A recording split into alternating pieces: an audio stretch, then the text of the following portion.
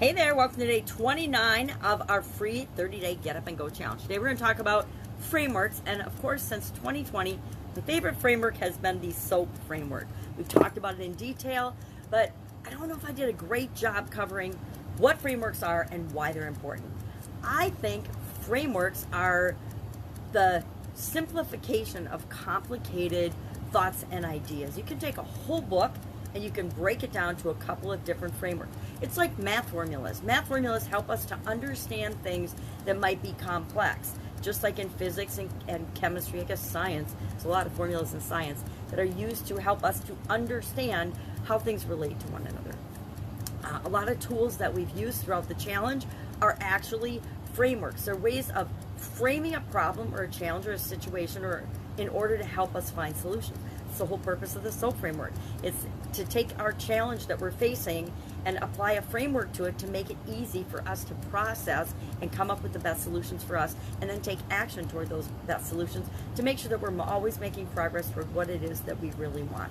So what are some of these frameworks? Any industry, any business, most organizations have a framework that they operate off of. Think of AA, the 12-step programs, and all the different, I think there's Narcotics Anonymous and all the other anonymous things. They have a 12-step program that they use. Think of the SWOT analysis we talked about, strengths, weaknesses, opportunities, and threats. That's one that is used in business, but we can use it for our personal lives as well. The journalistic framework we used early on to describe our stories, who, what, where, when, why, and how. I learned that one in high school and still use it to today. The urine analysis and the other decision-making tools that we use are ways to remember, and it's a framework, a way to make decisions more quickly and easily. Problem-solving decision, PSDM, problem-solving decision-making, the physical, mental, emotional, spiritual, financial, relationships, and contribution.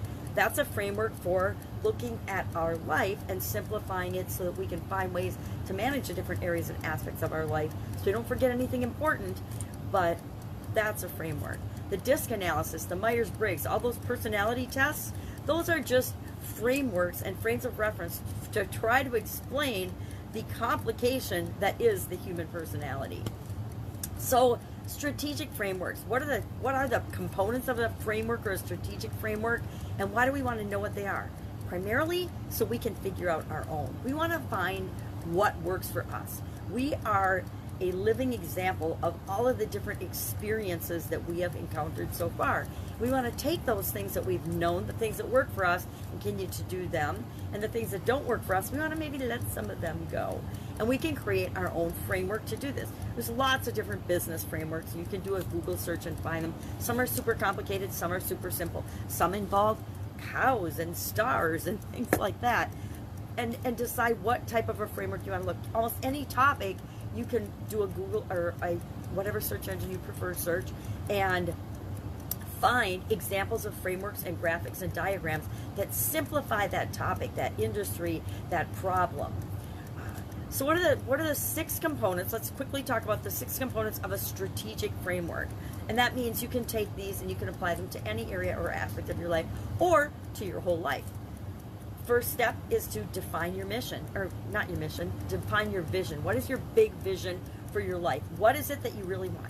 Are you noticing a theme? I've noticed a theme in my life that everything starts with, what is it that I really want to create? What is it that I'm really after?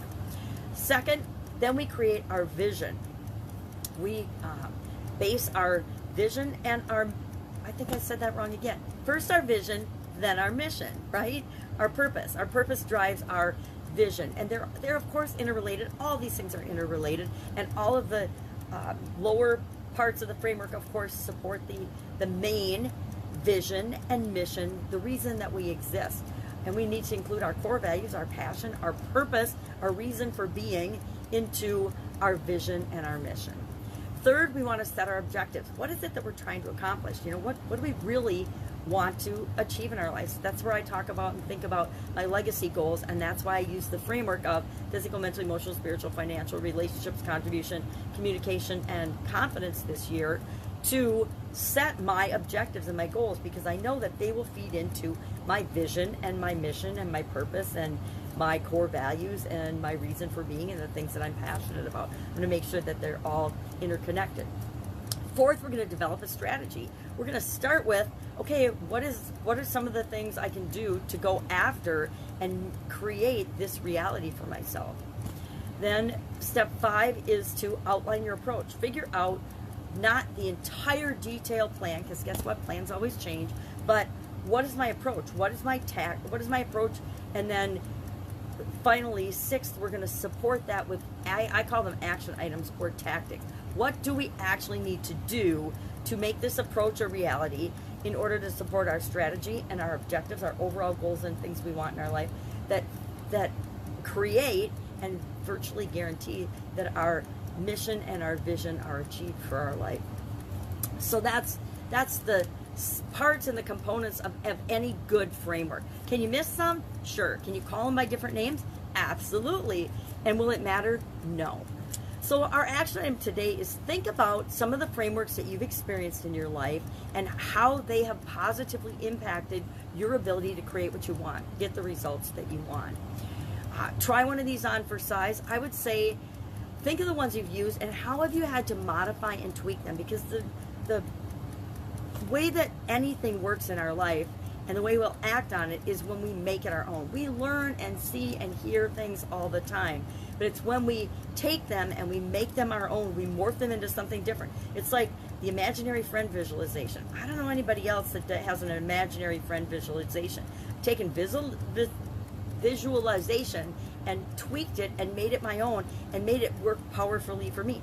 It might not work for you, but it works for me. So you have to make yourself your own best science experiment and tweak and try and figure out what works for you. Because bottom line, that's the only thing that matters, is what works for you. Love you to share one of your frameworks or a framework that you're exploring in the comments below. Or if you're brave, share your personal framework. I wish I could just share one, but I think I've shared a lot of them throughout the challenge because I have a lot of frameworks. But right now my personal favorite is, of course, the SOAP framework. Why?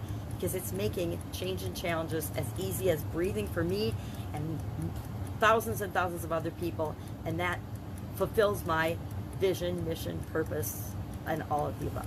Any questions? Hit me up. Otherwise, I will be with you tomorrow, and we're going to talk about some of the big lessons that we've learned on the challenge, and we'll talk about I don't know if we're going to do a summary. We'll talk about a summary and some lessons learned, and I'll try to make sure that I answer some questions that have come up over and over again throughout the challenge. That's it. Have an awesome day, and I'll, of course, be with you tomorrow. Go check out some frameworks.